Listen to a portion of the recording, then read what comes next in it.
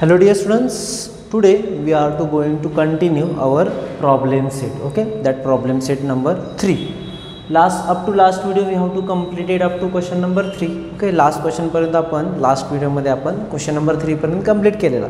Okay, आजच्या video मध्ये आपल्याला कंटिन्यू क्वेश्चन नंबर 4 पासून करायचं. ओके, यामध्ये जर फिगर मध्ये जर तुम्ही बघितलं असेल, विदाउट क्वेश्चनची पण गरज नाही. यामध्ये आपल्याला in triangle in figure AD is equal to AC and BD is equal to C. Okay, दिले आणि आपल्याला प्रूफ काय करायचं आहे बघा, triangle ADB and triangle AEC. Okay, काय करायचं बघा, मी फक्त टू प्रूफ इथं लिहितो. Okay, that is triangle ADB congruent triangle AEC. हे आपल्याला काय करायचं आहे, प्रूफ करायचं आहे. एकदम सिंपल आहे. आता ऑलरेडी जर तुम्ही ट्रायंगल ADB किंवा ABD असेल कदाचित. ओके, थोडंसं चेंज करतो, ABD आहे. Okay, triangle ABD congruent triangle ACE. Okay, हे दोन ट्रायंगल आपल्याला कॉन्ग्रंट शो करायला, फक्त नेम चेंज केले, ट्रायंगल नाही. Okay, means this one and this one, that is first one and this two second triangle. We have to show that they are congruent. So see, let's see. So first of all इथं जर तुम्ही फिगरमध्ये बघितलं असेल, AD and AC are congruent as well as BD and CE are congruent. म्हणजे आपल्याला फक्त एक एलिमेंट लागणार आहे कॉन्ग्रंट शो करण्यासाठी. जर तुम्ही बघितलं असेल बाय यस मिळाले, एकतर SAS किंवा ASA तर प्रश्न येत नाही, एकतर यस किंवा SAS. पण आपल्याला AB आणि AC कॉन्ग्रंट दिलेलं नाही, त्यामुळे SSS तर ऑप्शन निघून गेला. थोडक्यात आपल्याला राहतो तो ऑप्शन, हे दोन अँगल आपल्याला कॉन्ग्रंट शो करावे लागतील. ओके, आता हे कसे करायचे, एकदम सिंपल आहे. सर त्यामध्ये पाहिलं असेल sir triangle ADE. Okay, in triangle ADE आपण सुरुवात करू. In triangle ADE. Okay, so ते एक पार्ट दिला आपल्याला, AD and AE are equal. AD is equal to AC, sorry AD is equal to AE. That is two sides are equal, then angle opposite to them are also equal. मग ADच्या opposite angle this one angle AED and AEच्या opposite angle ADE equal येणार आहे bye isosceles triangle theorem. Therefore angle ADE is equal to angle AED. Okay, reason isosceles triangle theorem. Isosceles triangle theorem. Okay, this one is your equation number 1. Okay, हा झाला equation number 1 चा part. आता आपल्याला हे दोन angle दाखवायचे आहेत ना, पण जर तुम्ही बघितलं असेल this two angles are linear pair.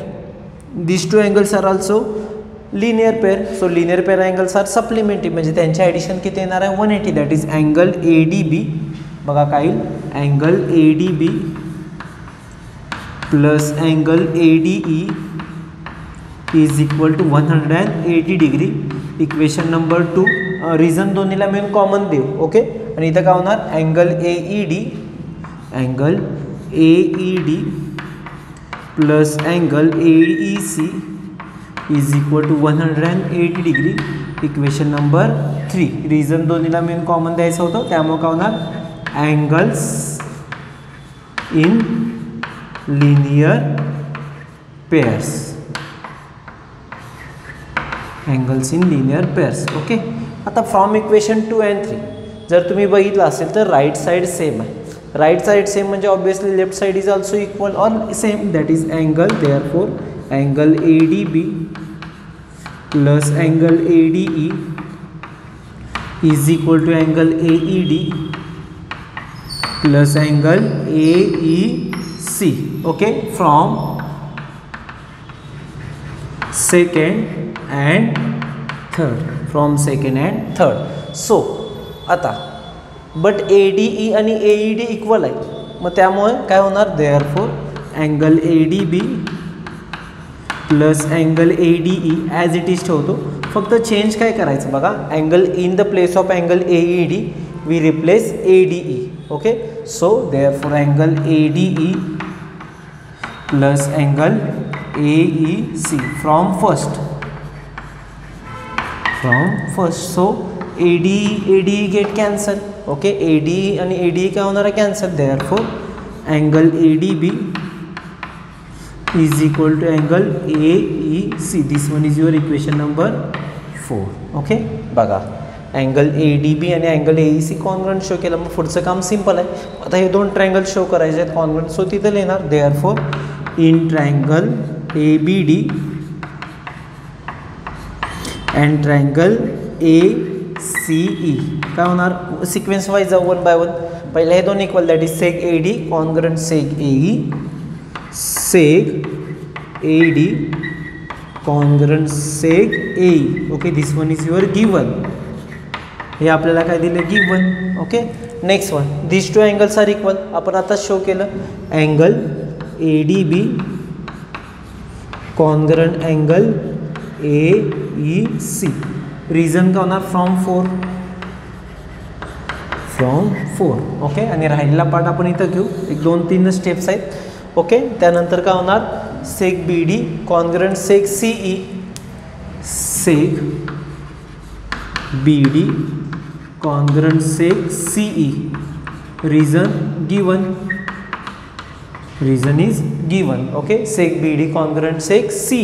Okay, this one is your given. Therefore these two triangles are congruent. Therefore triangle ABD congruent triangle ACE.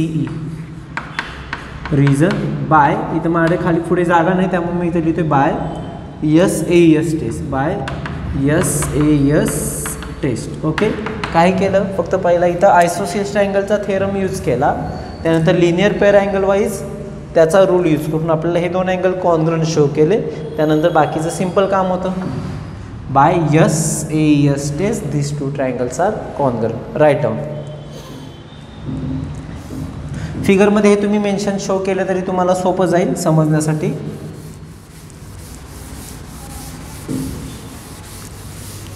Okay, let's see next example. Okay, I write on the, draw the figure on the board.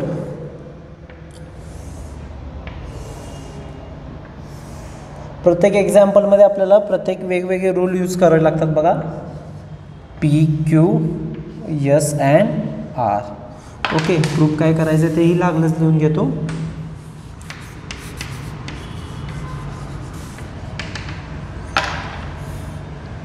that is PQ plus QR plus RP is greater than 2PS. Okay, बघा झालं का इथे, हे rough करतो म्हणजे मग आपल्याला पुढचा क्वेश्चन सॉल्व करावा लागेल.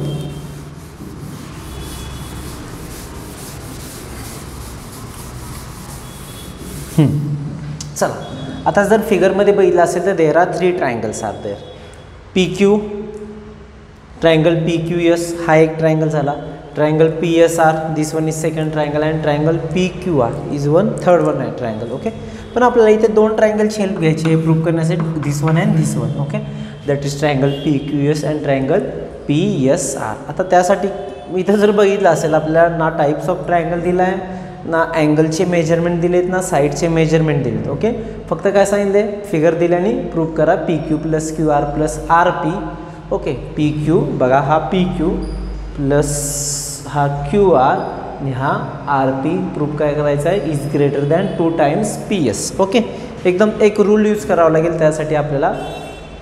सम of any two side of triangle is greater than third side, हा आपल्याला रूल यूज करायचा किंवा थेरम यूज करायचा. ओके, सो आपल्याला त्यासाठी कोणते दोन ट्रायंगल सांगितले ते हेल्प घ्यावं लागेल. सो प्रूफमध्ये काय होणार बघा, प्रूफमध्ये आपल्याला पहिला कोणता triangle, in triangle PQS, in triangle PQS comma, पहिला रिझन लिहू म्हणजे तुम्हाला रिझन थोडंसं मोठं आहे त्यामुळे आपल्याला लिहायला सोपं जाईल. Sum of any two sides of triangle is greater than third side. Okay, third side हा रूल आपल्याला यूज करायचा आहे. मग कोणत्या साईड घ्यायच्या, तर PQ आणि QH ची ॲडिशन ही का असणार आहे, PS पेक्षा ग्रेटर असणार. देअरफॉर काय होणार बघा, PQ plus QS is greater than PS. Okay, this one is your equation number 1. आता तसेच आपल्याला कोणत्या ट्रायंगलसाठी रूल यूज करायचा आहे? PSR साठी. सो सिमिलरली वर्ड लिहिलं की आपल्याला हे रिझन लिहायची गरज नाही. सिमिलरली ओके इन ट्रायंगल कोणता? PSR. इन ट्रायंगल PSR ट्रायंगलच्या. ओके, सो काय होणार बघा? SR plus PR. Okay, SR plus PR is greater than PS. Okay, this one is your equation number 2. Same rule use केला त्यामुळे तो repeat लिहायची गरज नाही. सिमिलरली लिहिला SR plus PR is equal two is greater than PS. आता जर आपल्याला इथं बघितलं असेल आपल्याला इथं 2PS पाहिजे. मग PS आणि PSची ॲडिशन केली तर आपल्याला 2PS मिळतं. PQ पण मिळतो, PR पण मिळतो आणि QS आणि SRची ॲडिशन केली की QR मिळतो. झालं proof. So add equation 1 and 2. Okay, adding equations 1 and 2. आता इथं तर इज इक्वल टू साईन आहे असं काही जणांना वाटत असेल, पण मला सांगा ही ग्रेटर व्हॅल्यू आहे, ही ग्रेटर व्हॅल्यू आहे. ग्रेटर व्हॅल्यू आणि ग्रेटर व्हॅल्यू जर बिगर व्हॅल्यू, थोडक्यात बिगर व्हॅल्यू जर दोन्ही ॲडिशन केलं तर ऑब्वियसली त्याची व्हॅल्यू पण काय होणार आहे? बिगर होणार. म्हणजे इथं साईन काही चेंज होणार नाही. देअरफोर काय होणार? Therefore PQ plus QS plus SR plus PR is greater than PS plus PS. Okay, समजलं आपण? इथं साईन का चेंज झालं नाही? कारण की इथं ऑलरेडी ही लेफ्ट साईड तुमची बिगर आहे. मग बिगरमध्ये बिगर ॲड केला ऑलरेडी बिगर होणार. ही स्मॉलर आहे, स्मॉलरमध्ये स्मॉल ॲड केली की तेवढी काही जास्त रेशोमध्ये इन्क्रीज होणार नाही. Okay, so therefore PQ as it is. जर तुम्ही बघितलं असेल QS आणि SRची ॲडिशन का होणार? QR.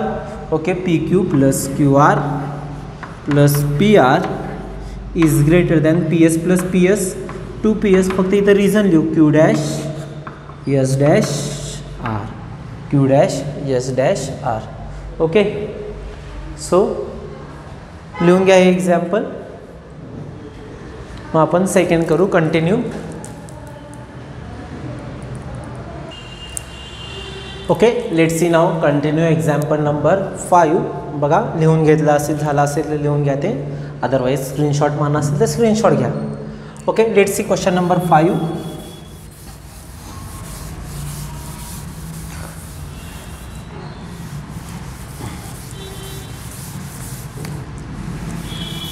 कधी कधी आपल्याला म्हणजे याच्या आधीचं जे एक्झाम्पल झालं आता जे मी रफ केलं ते एक्झाम्पलची हिंट तुम्हाला जे प्रूव्ह करायचं आहे त्यामध्येच असते. ओके, बऱ्यापैकी तुम्हाला आयडिया आली असेल की आपल्याला थोडंसं ॲन्सरच्या उलटं पण जाता येतं. बघू, तर हेच एक्झाम्पल पण तसंच आहे बघा. In figure. Okay, question number 5. Okay, question number 5 झालेला आहे. Question number 6. Okay, let's C.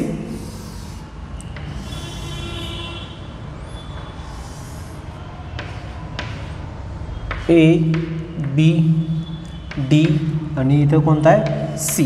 Okay, आपल्याला जे काय प्रूव्ह करायचं आहे ते इथे लिहितो मी. टू प्रूव्ह गिवन राहू दे, आपण परत लिहावंच लागतं. To prove AB is greater than BD. Okay, आपल्याला काय प्रूव्ह करायचं बघ? AB is greater than BD. जाऊया, चला आता थोडंसं उलटं जाऊया. आपल्याला AB ग्रेटर दॅन काय प्रूव्ह करायचं आहे? BD. ओके, मग AB कधी ग्रेटर असेल? ज्यावेळी त्याचा अपोजिट अँगल ग्रेटर असणार. मग ABचा अपोजिट अँगल हा म्हणजे कोणता? हा D. म्हणजेच कोणता? Angle ADB. Angle ADB is greater than BDच्या अपोजिट अँगल कोणता आहे? BAD दाखवावं लागेल. अँगल BAD दाखवावं लागेल. ओके, तरच मग आपल्याला ही स्टेप म्हणजे ही स्टेपपर्यंत आपल्याला इथे जावं लागेल. त्यावरून हे आपलं ऑटोमॅटिक प्रूफ होतं. सिम्पल आहे. प्रूफमध्ये जाऊ. ओके, प्रूफमध्ये काय दिले बघा? Angle BAD is equal to angle DAC. हे तुम्हाला गिवन दिले बिकॉज बायसेक्टर असल्यामुळे काय होणार आहे? गिवन फिगरमध्ये दिसतं क्लिअरली. ओके, आता अँगल ADB. ओके, आपल्याला अँगल ADB बिगर दाखवायचं ना. So angle ADB is an exterior angle of triangle ADC. Okay, angle ADB हा जो काय अँगल ADB आहे हा एक्सटेरियर अँगल आहे ऑफ ट्रायंगल ADC. आपल्याला एक्सटर्नल अँगल रूल काय झाला theorem, external angle is always greater than its remote internal angle, therefore by exterior angle theorem, by exterior angle theorem, angle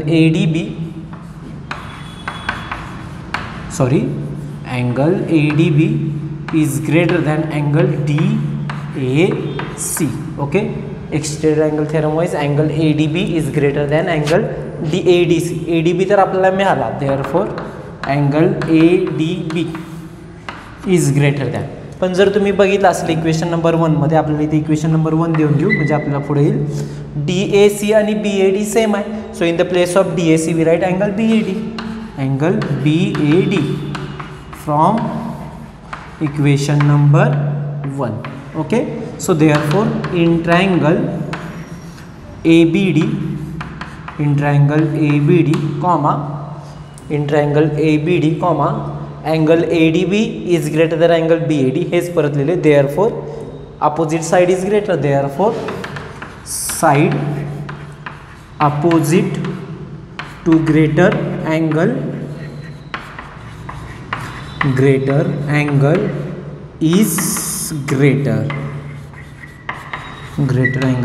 झालं, AB is greater than BD.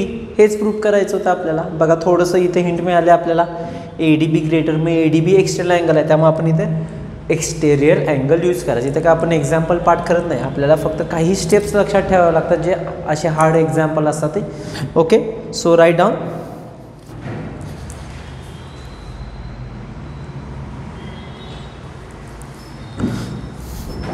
Okay, let's see next example, जे last question आहे example number 8, तो आपण ज्यावेळी regular lecture सगळे सुरू होतील त्यावेळी बघायचा. आता तुम्हाला कदाचित शक्यता कमी आहे की यावर, कारण की ॲक्च्युली यामध्ये करेक्शन आहे टेक्स्टबुकमध्ये, त्यामुळे तो मी एक्झाम्पल ज्यावेळी रेग्युलर सुरू होईल त्यावेळी घेईन मी.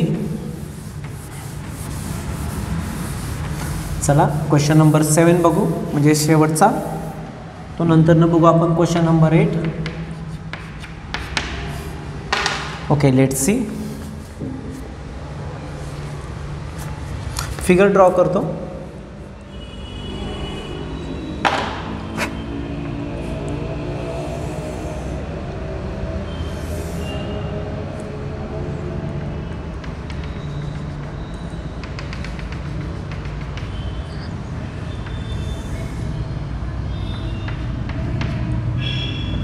Q P R S and T. Okay, बघू आपण.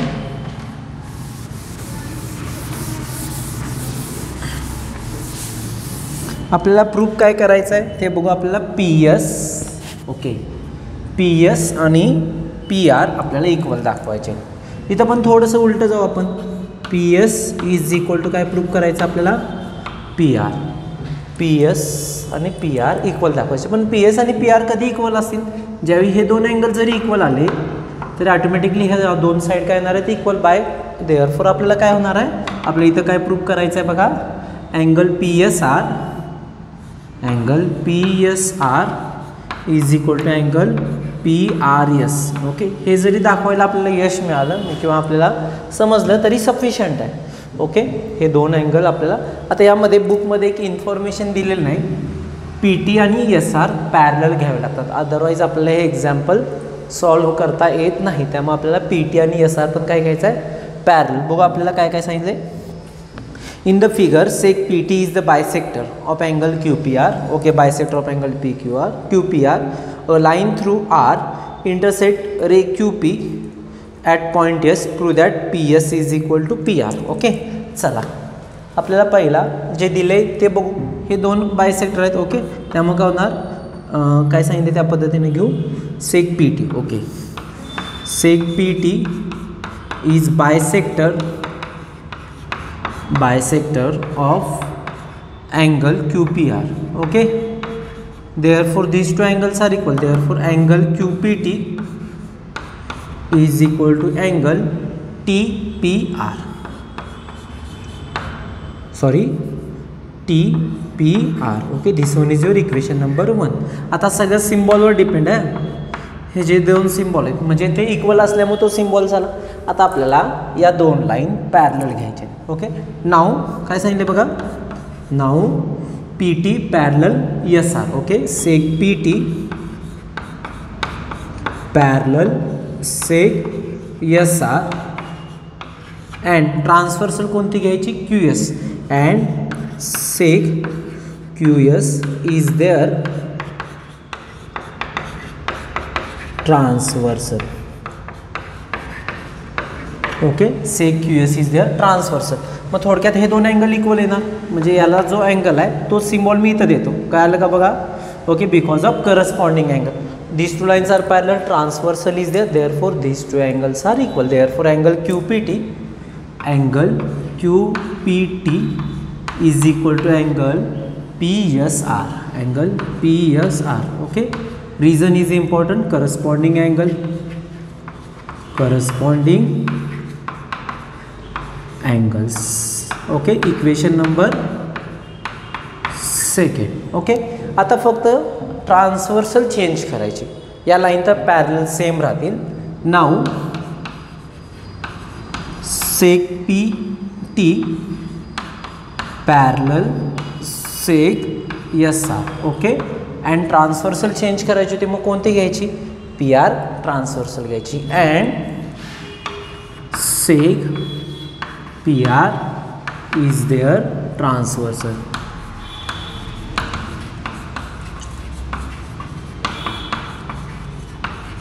Okay, seg P R is their transversal. मग इथं जर बघितलं असेल झेड सिम्बॉल तयार होतो म्हणजे अल्टरनेट अँगल इक्वल येणार. Therefore angle T P R is equal to angle कोणता येणार, P R S. Angle P R S. Reason alternate angles. Equation number 3. Okay, आता हे दोन अँगल इक्वल आहे त्यामुळं सेम सिम्बॉल मी दिला. आता बघा इक्वेशन नंबर 1 काय सांगतं, हे दोन अँगल इक्वल आहेत. ओके, जे सिम्बॉलवर ते सगळं दिले आपल्याला. ओके, इक्वेशन 2 काय सांगतं, these two angles are equal. Equation 3 काय सांगतं, धीस 3 अँगल्स आर इक्वल. जर तुम्ही बघितलं असेल तर हे दोन अँगल सेम आले. सेम सिम्बॉल म्हणजे same congruent identical marks.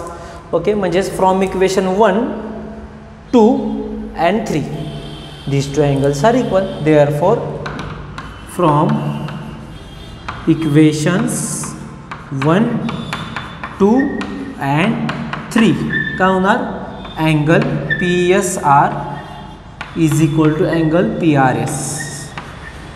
Okay, therefore in triangle P R S angle P S R is equal to angle P R S. Therefore P S is equal to P R by converse of isosceles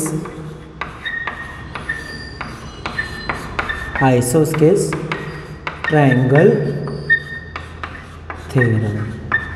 बरोबर आलं बघा आपल्याला. Okay, म्हणजे पहिल्या कंडिशनला हे दोन angle equal केले, नंतरच्या कंडिशनला these two angles, then third one. ही तिन्ही स्टेप्स फक्त स्टेप्स वाईज आपण लिहिले आणि आपल्याला आपलं प्रूफ मिळालं एक रूल वापरल्यानंतर. That is converse of आयसोस्केल्स triangle theorem. जो क्वेश्चन नंबर 8 आहे तो आपण रेग्युलरला घेतो आहे. रिझन इतकंच आहे की थोडासा मोठा आहे, मोठा असल्यामुळे नाही, पण ॲक्च्युली त्यामध्ये काही करेक्शन्स आहेत क्वेश्चन्समध्येच, त्यामुळे तो आपण आता सध्या न घेतलेला नाही. तो आपण ज्यावेळी रेग्युलर लेक्चर सुरू होईल, ओके, जर रिक्वायरमेंट असेल तर त्याच्या एक्झाम्पलची सेपरेट व्हिडिओ करू. ओके, पण आत्तापर्यंत इनफ आहे. क्वेश्चन नंबर 7पर्यंत फक्त एक जो राहतो तो क्वेश्चन नंबर 7 तो आपण नंतरच्या लेक्चरला किंवा नेक्स्ट टाईम ज्यावेळी आपलं रेग्युलर सुरू होईल त्यावेळी होईल. So this way we have to complete our third lesson. Okay, so व्यवस्थित यामध्ये भरपूर थेरम्स आहेत लेसन नंबर 2 आणि लेसन नंबर 4मध्ये तर आहेतच. लेसन नंबर 3पर्यंत पण भरपूर थेरम्स आहेत, ते थोडेसे व्यवस्थित लर्न करा. बाकी काय असं लेसन्स अवघड नाही. थोडेसे सी टाईप किंवा डी टाईपचे क्वेश्चन्स यामध्ये जास्त आहेत, जेणेकरून तुम्हाला आधी याच्या आधी नव्हते. फक्त अशा काही हिंट्स असतात प्रत्येक एक्झाम्पलमध्ये जे मी ज्या त्यावेळी दिलेत, ते तुम्ही जर व्यवस्थित केलं तर मला वाटत नाही की काय अवघड जाईल. सो आपण इथं थांबतो आहे. थँक्यू.